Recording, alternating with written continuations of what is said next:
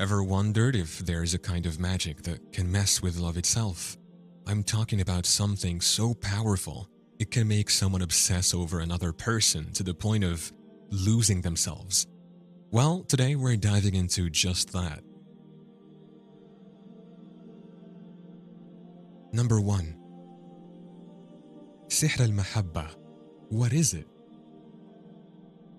It's a form of black magic where a person asks a sorcerer to make another person fall in love with them and obey their every command.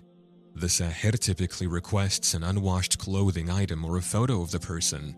If these items are not available, they may only ask for the target's mother's name.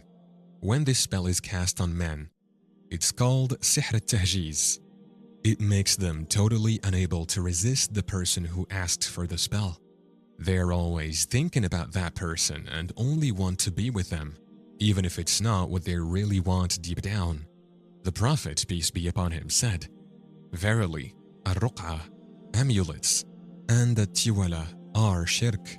This means that seeking the help of sorcerers or using love potions is considered a form of polytheism, which is a grave sin in Islam. It is important to note that the Ruq'ah being referred to here is not the same as the Ruqyah that is mentioned in the Quran and the Sunnah. Rather, it specifically refers to the practice of using incantations performed with the help of devils by sorcerers. Number 2. Symptoms of Al-Mahabba. So, how do you know if someone's under this spell? Well, it can manifest in various ways, indicating a combination of psychological and spiritual manipulation. A notable sign is an intense longing or obsession felt by the victim towards the person who cast the spell. This longing surpasses normal boundaries and can disrupt daily functioning and relationships. Al-Mahabba can also lead to troubling situations where individuals, particularly married women, attempt to control their partners by subjecting them to this dark enchantment. The affected partner blindly obeys the person who cast the spell, even at the expense of family ties and responsibilities. It's common for individuals, especially women, to turn to sorcerers when they feel their partner's affection is lacking. They seek solace in black magic, hoping to regain their partner's love. However, the affection they receive is actually manipulated by a malevolent entity, a jinn, that has taken over the victim's body. This manipulation not only undermines healthy relationships but also inflicts lasting psychological and spiritual harm on both the victim and the perpetrator. Overall, Al-Mahabba serves as a painful reminder of the dangers of black magic, where desires for control and affection can lead people into deceit and destruction. It emphasizes the importance of vigilance and protection against such dark influences, as well as the necessity of education and awareness to combat the spread of black magic. Number 3.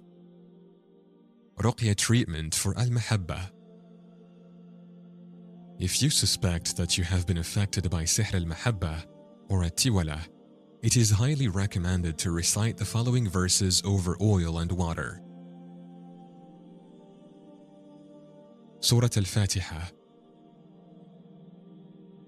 Surah Al-Baqarah, verses 30, 168 and 169, 205, 219 to 222, 255, 286 and 275.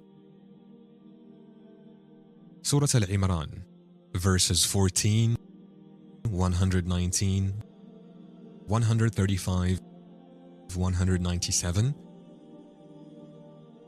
Surah An-Nisa, verses 16, 22, 25, 77, 95. Surah Al-Ma'idah, verses 33 and 41. Surah Al-An'am, verse 151. Surah Al-A'raf, verses 27 and 28, 33, 46, 102. Surah Yunus, verse 70.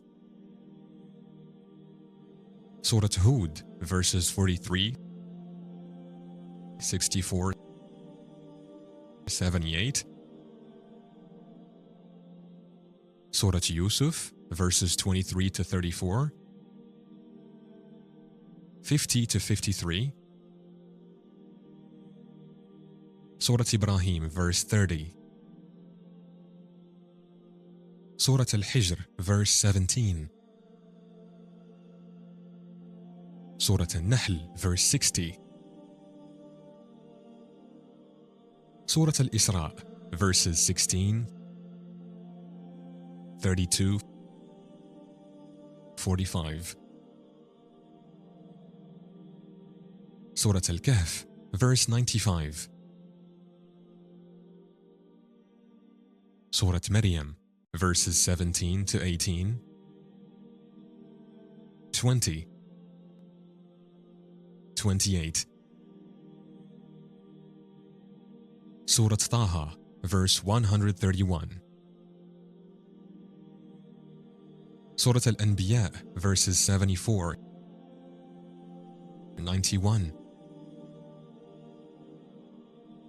Surah Al-Mu'minun, verses 5 to 6. Surah An-Nur, verses 2 to 3, 19, 21, 26, 28, 30 to 31, 33. Surah Al-Furqan, verses 53, 68. Surah Al-Shu'ara, verses 166, 207, 211. Surah Al-Hajj, verse 19 and 22. Surah Al-Rahman, verses 56, 74. It's important to recite these verses with concentration and sincerity, purifying your intention and seeking healing from Allah. Additionally, it's beneficial to do this in a quiet and devout environment where you can fully focus on performing the ruqyah.